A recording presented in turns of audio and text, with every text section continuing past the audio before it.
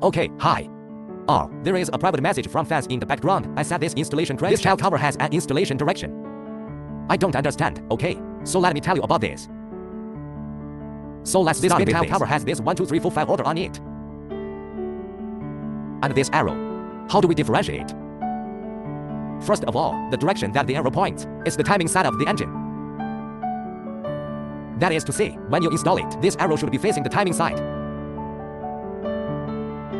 The starting point of node is on the timing side. That is to say, your timing head arrow points in the right direction.